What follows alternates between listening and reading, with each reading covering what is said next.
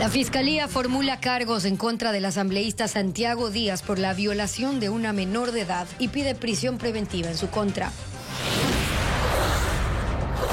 En la audiencia de formulación de cargos en la Corte de Nueva York, alias Fito intentó salir bajo fianza, pero la Fiscalía se opuso por considerarlo una persona muy peligrosa. El municipio de Quito espera terminar en las próximas horas la reparación de la tubería en el sistema Mica Quito Sur. Anoche los trabajos se suspendieron por la baja temperatura. En septiembre y octubre habrá un simulacro de la evaluación a los 453,000 funcionarios públicos y desde el próximo año quienes obtengan menos de 50 puntos serán despedidos. El robo de combustible se ha convertido en un lucrativo negocio para las bandas criminales y causa un perjuicio al Estado por $120 millones al año.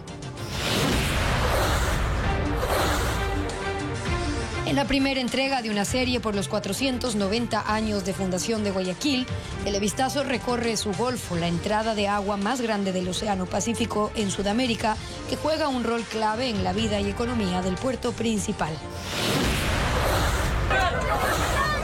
La crisis alimentaria se agrava cada día en la Franja de Gaza. En las últimas 24 horas, 15 personas murieron de hambre, entre ellos niños.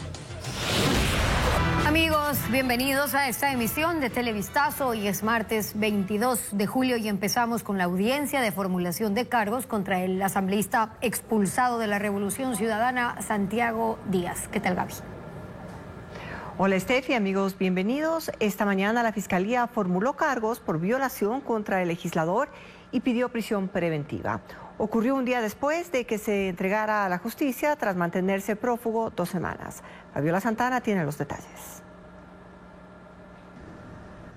Desde hoy, el asambleísta Santiago Díaz Azque es procesado penalmente por el delito de violación a una menor. Díaz Azque, quien obtuvo una curul por la Revolución Ciudadana, fue trasladado esta mañana a la Unidad Judicial de Violencia contra la Mujer y la Familia 1 de Quito para la audiencia de formulación de cargos. Ingresó por el parqueadero en una camioneta policial, escoltado por agentes de la Unidad de Investigación de la Fiscalía y vistiendo terno azul. La diligencia se desarrolló de forma reservada y en ella la Fiscalía pidió la prisión del legislador. Ecoavisa conoció que entre los elementos de cargo que presentó la Fiscalía estuvieron el examen ginecológico de la menor de 13 años, su testimonio anticipado y las versiones de los padres y tía de la víctima. Según la denuncia del padre, la madre de la niña trabajaba con Díaz y junto a la tía fueron a una fiesta donde hubo licor. El asambleísta borracho la llevó a su habitación y la violó.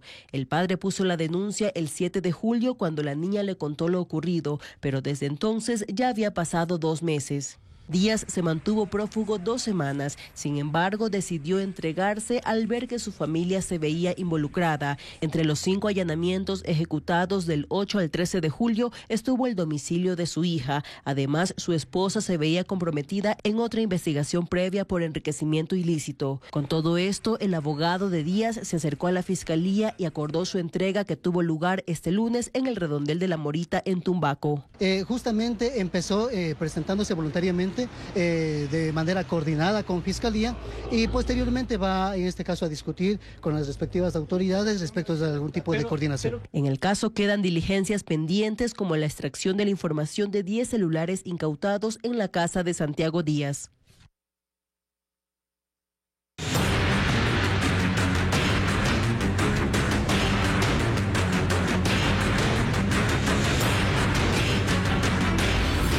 Fito en manos de Estados Unidos. Adolfo Macías, alias Fito, buscó salir en libertad en su primera audiencia en Estados Unidos, una medida que fue negada por la jueza que ya fijó para septiembre una nueva audiencia. Pero, ¿qué pasará con Fito hasta entonces? El informe con Estefanía Arias. En la primera audiencia que Adolfo Macías Villamar, alias Fito, enfrentó pocas horas después de llegar a Estados Unidos, intentó que el juez lo ponga en libertad. Así lo confirma Luis Alejandro Medina, periodista de la cadena Telemundo 47, quien cubrió la diligencia. En un momento dado, el abogado también pidió que su cliente tuviera derecho a una libertad bajo fianza. En ese momento el fiscal del caso se levantó y señaló que se trataba de una persona muy peligrosa que representaba una amenaza para la sociedad y que por esa razón no había posibilidades de una fianza. La jueza ya determinó que la siguiente audiencia será el 19 de septiembre. Pero, ¿qué pasará hasta entonces? Ahora vienen una serie de audiencias donde se van presentando mociones por parte de la defensa, por parte de la fiscalía, y el gobierno americano a través de los fiscales va a buscar ese proceso de cooperación, porque tenemos que tener en cuenta que Macías alias Fito sabe mucho, conoce mucho. Hay muchas personas seguramente que le interesan a la justicia americana, que incluso podría ser parte de ese gancho de la negociación. Mientras tanto, Fito permanece en el Centro de Detención Metropolitano de Brooklyn, un reclusorio para personas que están esperando sentencia.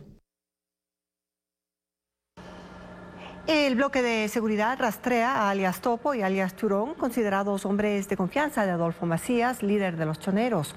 Ambos están imputados por la Corte del Distrito de Nueva York como integrantes de una red criminal. Paul Romero cuenta que la cooperación con Estados Unidos sigue activa para identificar a los responsables de esa organización. La extradición a Estados Unidos de Adolfo Macías Villamar alias Fito, cabecilla de los Choneros, es un hecho sin precedente judicial en el país. Es el primer ecuatoriano extraditado después de la consulta popular de abril de 2024 y en tiempo récord. El proceso duró 12 días, desde el 8 de julio hasta este domingo 20, cuando fue trasladado desde Guayaquil a Estados Unidos. Sobre la celeridad del proceso y la cooperación judicial, habló el presidente de la Corte Nacional de Justicia, José Swink, en un video de aproximadamente 2 minutos. Una señal de que nuestra justicia está de pie, una señal de que la cooperación internacional es real, firme y estratégica. Esta extradición afianza un modelo de colaboración judicial entre Ecuador y Estados Unidos, que seguirá fortaleciéndose. Es claro que estamos dando pasos firmes para desmontar las redes criminales del narcotráfico. La extradición de José Adolfo MB evidencia que con voluntad y decisión podemos derrotar a quienes creyeron que provocar miedo les daba poder. El 27 de junio, la Corte del Distrito de Nueva York presentó una ampliación del expediente de alias Fito de 13 páginas e incluyó en el proceso penal a 2 de sus principales lugartenientes, Darío Peñafiel alias Topo y Francisco Bermúdez alias Churrón. Ellos, además de coordinar las rutas internacionales de tráfico de cocaína a Estados Unidos, cometieron asesinatos, extorsiones, contrabando de armas y lavado de activos, según la justicia estadounidense. En Ecuador son considerados objetivos de alto valor por el bloque de seguridad. Alias Churrón, condenado a 40 años de prisión por asesinato, se fugó en mayo de 2024 del Hospital Monte Sinaí en Guayaquil. Y alias Topo fue capturado en marzo de este año en Orellana durante una operación de minería ilegal, pero el 6 de junio fue liberado después de que un juez declarara la nulidad del proceso. Por el momento no existe solicitud de extradición de Estados Unidos en contra de los 2 procesados. Pese a estar preso y sentenciado por la justicia ecuatoriana, Daniel Salcedo es el protagonista de anuncios publicitarios que aparecen desde el martes pasado en portales del país, especialmente informativos. Según consultores políticos digitales, contratar esa modalidad asciende a los $20.000. Diego Cuenca con el informe.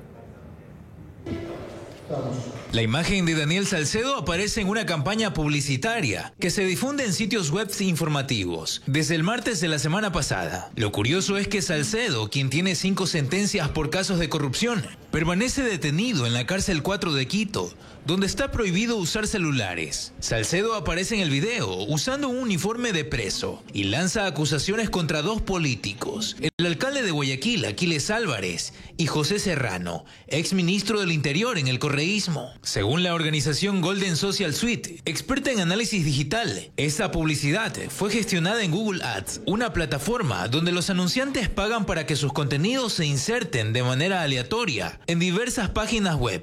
En una semana de difusión ya fue vista por 1 millón de personas. Y con un objetivo claro. Primero, darle credibilidad a Daniel Salcedo para que la documentación que ha anticipado entregará en 10 días, que tiene este interés de dinamizar la opinión pública, ¿no? Es una campaña de expectativa, pero además de expectativa directa, porque él está hablándole a la gente. Aunque ese contenido no fue pautado directamente con los medios de comunicación, sí se infiltra en sus plataformas. En algunos casos aparece hasta 12 veces al mismo usuario. Es una modalidad publicitaria costosa e identificar a sus responsables es difícil. Posiblemente inició con una inversión de unos $500 o $1,000 del martes, se siguió pautando de $1,000 o $500 en adelante y el fin de semana tiene el punto de crecimiento más trascendental.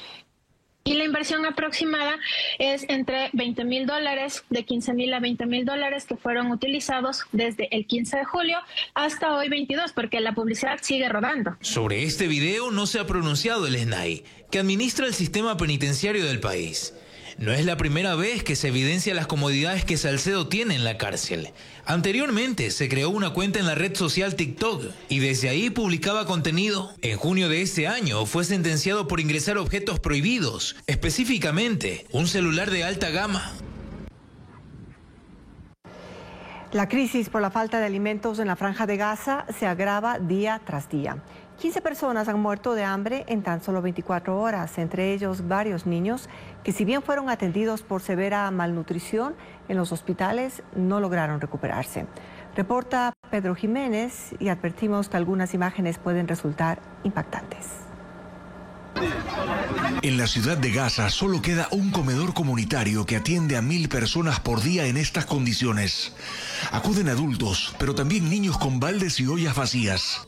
Van por un poco de sopa que para estas familias será la única comida y no alcanzará para cubrir las necesidades básicas de alimentación. Esto tiene consecuencias fatales. Esta niña es Razan Abu Saer, de 4 años. Hace un mes estaba ingresada con un cuadro severo de desnutrición. Murió el domingo. Su cuerpo permaneció varias horas en la mesa de la morgue del hospital. Yusuf, de solo 40 días de nacido, murió hoy. El cuerpo se lo entregaron a su padre. Los más pequeños son los más vulnerables, pero no los únicos. Esta mujer acompaña a su hijo. Musab está cada día más grave. El jefe del servicio de urgencias del hospital Al-Shifa dice que la mayoría de los pacientes ingresados recientemente no sufren heridas de guerra, sino una desnutrición severa, que los casos están aumentando muy rápido. El bloqueo al ingreso de suministros persiste desde inicios de marzo, cuando se rompió el último alto al fuego, y la mayor parte de la ayuda humanitaria llega bajo control de Israel a unos puntos específicos de entrega donde la desesperación también ha desencadenado escenas trágicas. La Oficina de Derechos Humanos de Naciones Unidas asegura que más de 1.000 personas han muerto por disparos de las fuerzas de defensa de Israel mientras esperaban alimentos.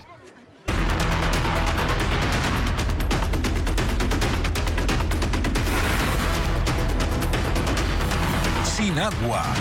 Una amenaza constante.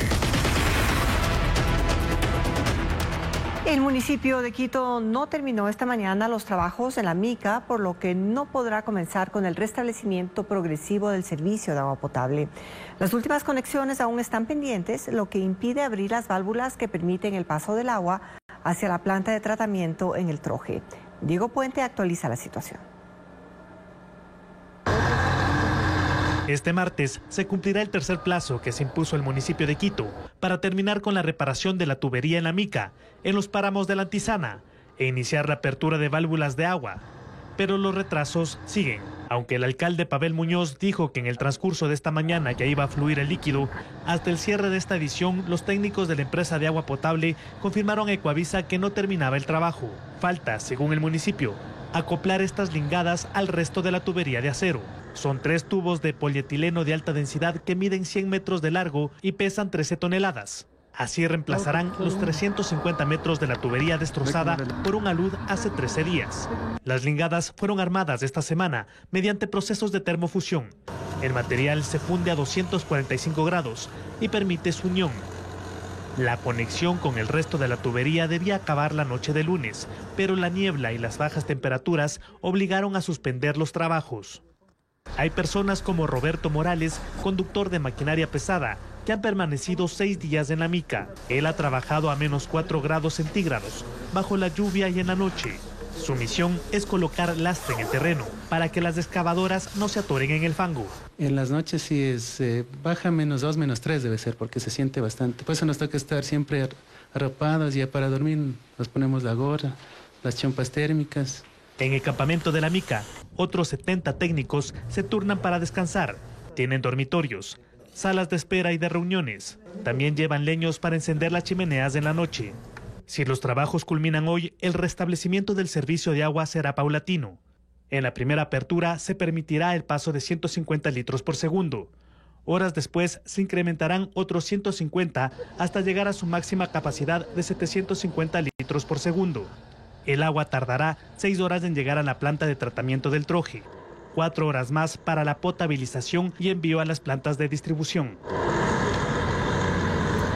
Crece la expectativa ciudadana por el retorno del agua en 6 parroquias del sur de Quito. La instalación de la tubería en La Mica que abastece a esta zona registra un avance del 87%. Carla Delgado sigue de cerca el progreso en el restablecimiento del servicio. La emergencia en 6 parroquias del sur de Quito continúa. Aunque en la reunión del Comité de Operaciones de Emergencia Metropolitano, las autoridades informaron que la instalación de la nueva tubería del sistema La Mica Quito Sur que abastece a estas zonas tiene un avance del 87%. Un porcentaje esperanzador para miles de quiteños que desde hace 13 días intentan de cualquier manera abastecerse de agua. En el sector del Troje los habitantes madrugan para conseguirla. Algunos incluso se han ideado formas para obtener más líquido. No hacer tantos viajes, vengo trayendo el tanquecito en el carro. En otros sectores como Caupicho, los moradores se abastecen del sistema de agua que proviene de la unidad de policía comunitaria. En este momento estamos compartiendo a la ciudadanía por medio del sistema Bladder, que es una boya de agua como reservorio para poder distribuir de manera paulatina. Aunque con el pasar de los días la necesidad y la incomodidad se vuelve desgastante para muchos. ¿Qué pasó? Ya se acabó el agua ya. ¿Y ahora? Y ahora dice que vengamos a las 11. ¿Y ahora qué va a hacer? ¿Usted va a intentar buscar? Claro, ya nos toca ir arriba, vuelta. Pese a ello, la solidaridad no deja de manifestarse. Y una vez más, da muestra en los momentos más complejos. Estos jóvenes se han organizado para llevar el agua a las viviendas de los adultos mayores, a quienes esta emergencia les ha tocado más duro. A la gente de tercera edad, ayudándoles a los que no se pueden parar, levantar. Recién nomás se había caído una señora llevando un tanque de agua, entonces ahí le estamos ayudando a la señorita. El municipio ha dispuesto brigadas móviles de salud frente a la emergencia. Médicos, psicólogos llegaron este martes a los barrios. En algunos casos, las molestias estomacales son las más frecuentes. Las brigadas acompañarán mientras dure la emergencia, que aún sigue siendo incierta. En Manabí, la violencia no da tregua. En Pedernales hallaron enterrados los cuerpos de 2 jóvenes y en Jaramijó hubo 2 ataques armados en menos de 24 horas. A esto se suma un operativo en Manta, donde la policía encontró cocaína oculta en un escondite subterráneo cerca de San Lorenzo. Manabí enfrenta otra jornada marcada por el crimen. En Pedernales, cantón costero del norte de la provincia, los cuerpos de 2 jóvenes fueron hallados enterrados en la playa Punta de Mico. Ambos estaban reportados como desaparecidos desde el sábado. José Armando Olivés, de 18 años, y Miller Joao Zambrano, de 17, eran estudiantes de bachillerato. Sus familiares impidieron el procedimiento oficial de levantamiento y trasladaron los cuerpos por cuenta propia. Mientras que en Jaramijó, alrededor de las 8 de la mañana de este martes, un hombre de 51 años fue asesinado en un parque. En la escena, los agentes de criminalística encontraron 8 restos de bala. Horas antes, en esa misma localidad, una pareja fue atacada a tiros en el sector Los Ángeles. Cerca de la playa San Lorenzo, en una zona rural de Manta, la policía localizó un escondite subterráneo donde se almacenaban 1.340 bloques de clorhidrato de cocaína. Según los agentes, el cargamento, que pesaba 1 tonelada y estaba marcado con 4 logotipos, fue descubierto junto a 3 vehículos, radios de comunicación y dinero en efectivo. En el operativo fueron detenidos 6 hombres. Varias caletas que seguirían siendo utilizadas para el almacenamiento de la droga, para posterior, mediante lanchas rápidas, salir hacia aguas abiertas. Y la tarde de lunes arribó al puerto de Manta la muestra testigo enviada por autoridades de Estados Unidos tras 5 operativos en aguas internacionales, donde fueron decomisadas 14 toneladas de droga. En esas intervenciones se detuvo a 11 ecuatorianos y 2 colombianos. Combustible, otro negocio de mafias. Los militares encontraron un túnel subterráneo para robar combustible en la provincia del Guayas. El orificio tenía 10 metros de largo y 70 centímetros de ancho y estaba cerca de la estación de Chorrillo, en la vía Daule. Merlin Ochoa nos trae ahora los detalles. A ras del suelo solo había maleza, pero bajo tierra la mafia excavaba el que, según los militares, es el primer túnel subterráneo en la provincia del Guayas, diseñado para robar combustible desde el poliducto de Petroecuador. La estructura de 10 metros de largo y 70 centímetros de ancho fue encontrada junto a la carretera principal que conduce a la estación El Chorrillo, una terminal de almacenamiento y distribución de gas licuado de petróleo en el kilómetro 17 de la vía Guayaquil-Daule. El hallazgo forma parte de una inspección de los uniformados y, según las investigaciones, los delincuentes excavaron durante al menos un mes. En el lugar se encontraron restos de comida y botellas. Los marinos indican que la intención de los delincuentes era conectar el túnel con el sistema de drenaje que está bajo la carretera. Cruzar el camino de ingreso al sector del Chorrillo y sacarla hacia un punto de extracción seguro y controlado por las personas que se dedican a estas actividades ilícitas. En este caso no lograron conectar las válvulas, pero el túnel está casi listo para ser activado. Hasta ahora, las bandas perforaban de forma vertical desde la superficie, pero la nueva modalidad es actuar como topos, horizontalmente, bajo tierra, donde ni los drones ni la vigilancia satelital los pueden ver. Sí, para tratar de evitar los controles. Y el robo de combustible se extiende en todo el país, causando un millonario perjuicio al Estado. En una noche, los delincuentes pueden sustraer 50.000 galones de una sola conexión que les deja $90.000. Ese mecanismo incluso puede demorar solo 2 horas, como explica Merlin Ochoa.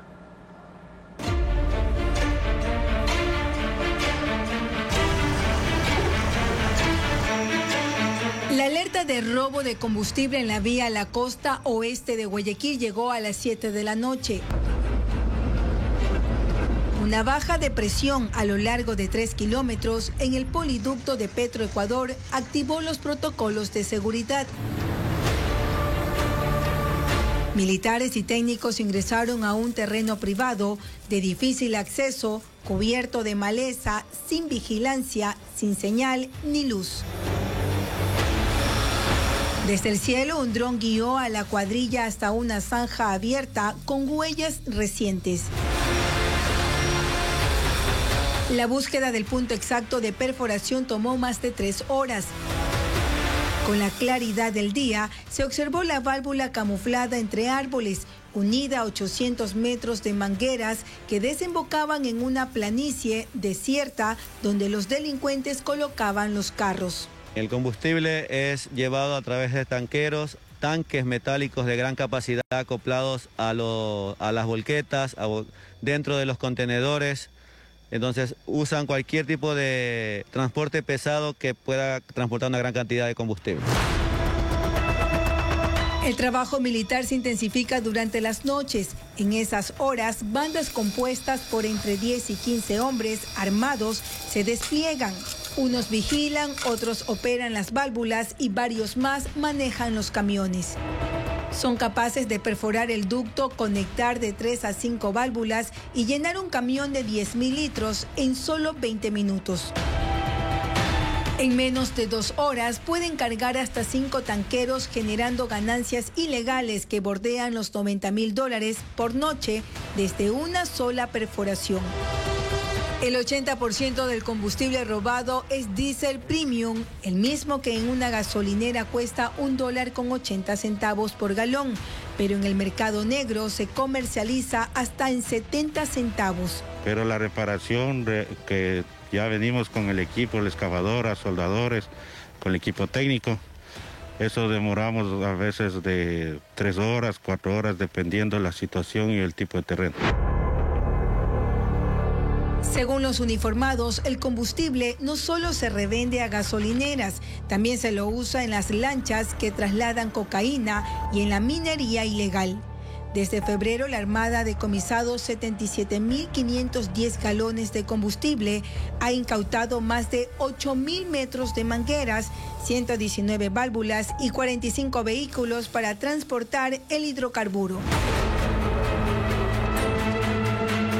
El perjuicio por robo de combustible bordea los $120 millones por año y se calcula que la ganancia de los grupos criminales es por un valor similar. La Ley de Solidaridad aprobada en junio tipificó el nuevo delito, sustracción de hidrocarburos, con una pena de hasta 13 años de prisión. El 7 de julio, 4 personas fueron asesinadas con fusiles junto a una conexión clandestina en Guayaquil.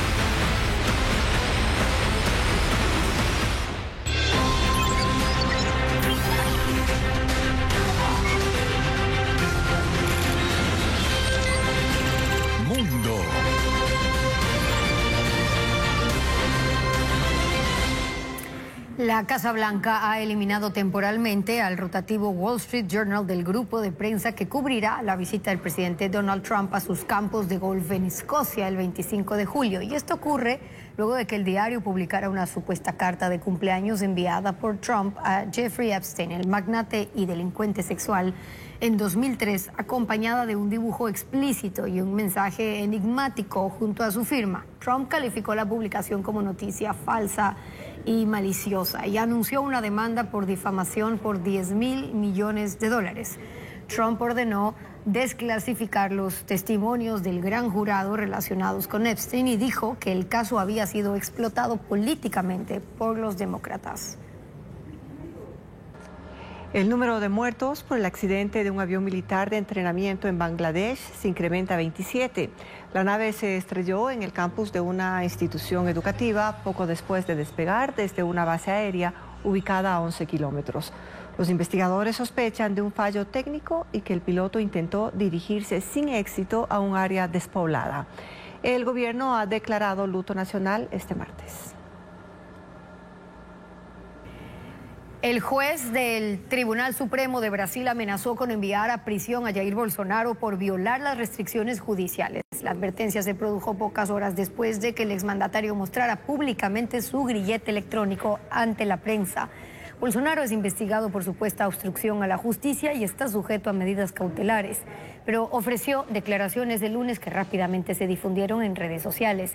El magistrado Alexandre de Moraes había dicho que cualquier manifestación pública de Bolsonaro en plataformas digitales constituía una infracción y ha dado a su defensa un plazo de 24 horas para justificar lo ocurrido o será detenido.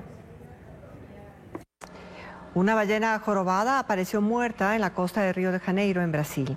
Estuvo a la deriva por algunas horas hasta que fue arrastrada por la marea hasta la playa de San Conrado. El espécimen, en avanzado estado de descomposición, fue intervenido por autoridades sanitarias.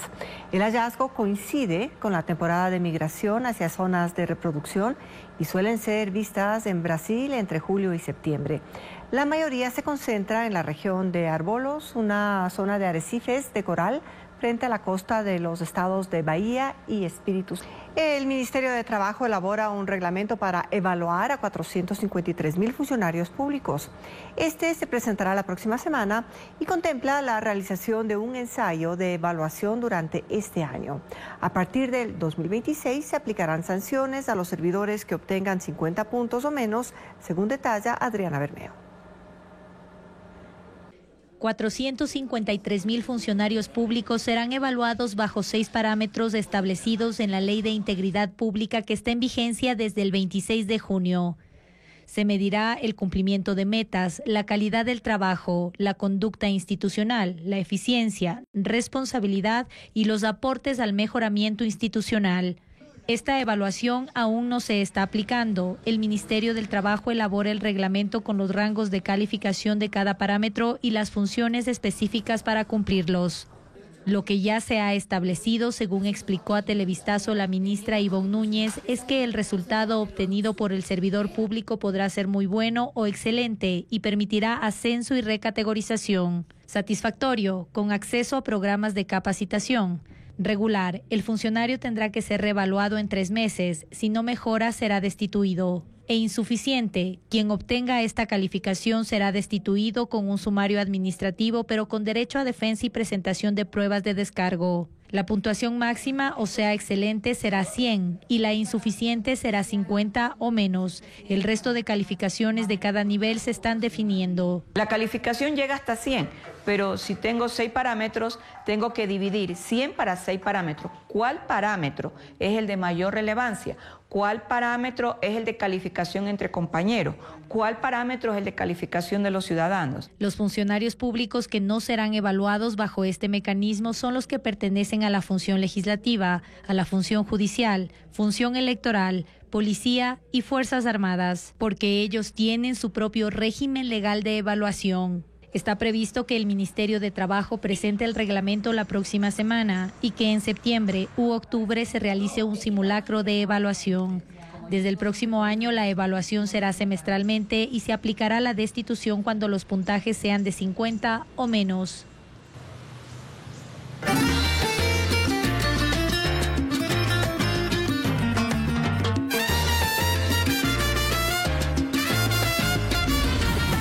Guayaquil, de fiesta, pese a todo. El Golfo de Guayaquil es la entrada de agua más grande del Océano Pacífico en Sudamérica. Por esa ruta pasa el 85% del comercio exterior de Ecuador. Merlin Ochoa describe el contraste del Golfo: progreso, biodiversidad, desarrollo, pero también subsistencia.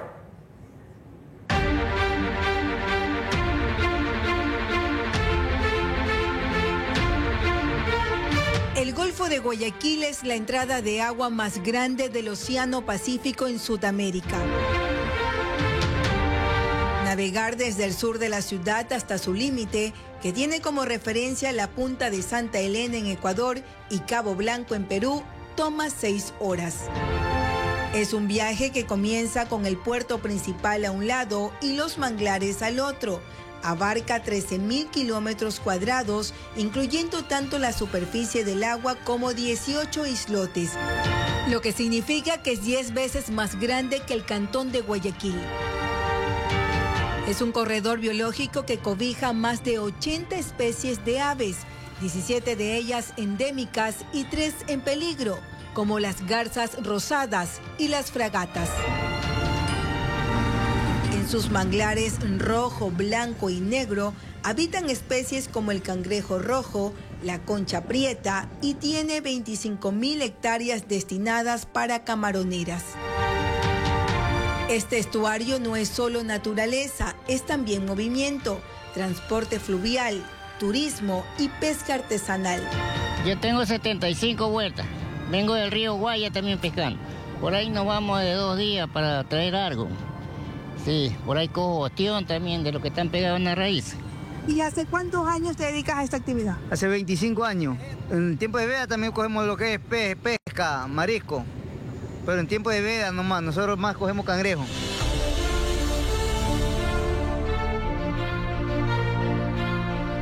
Según el Sistema de Gestión Marítima de la Armada, 6.511 naves operan en sus aguas, desde pequeñas canoas hasta gabarras que trasladan volquetas y toneladas de camarón.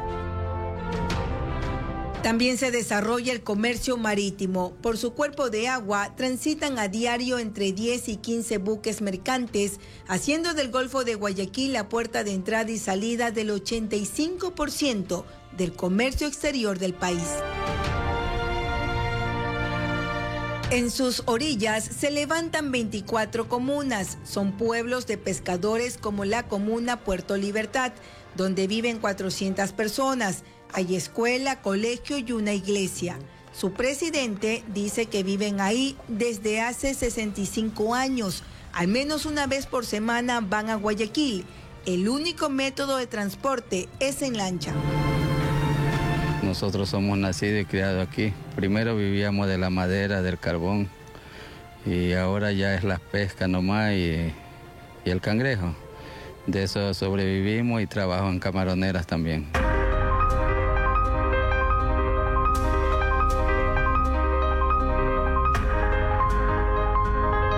El Golfo es un pulmón económico no solo de Guayaquil, sino del país que llega al mundo a través de su inmenso espejo de agua.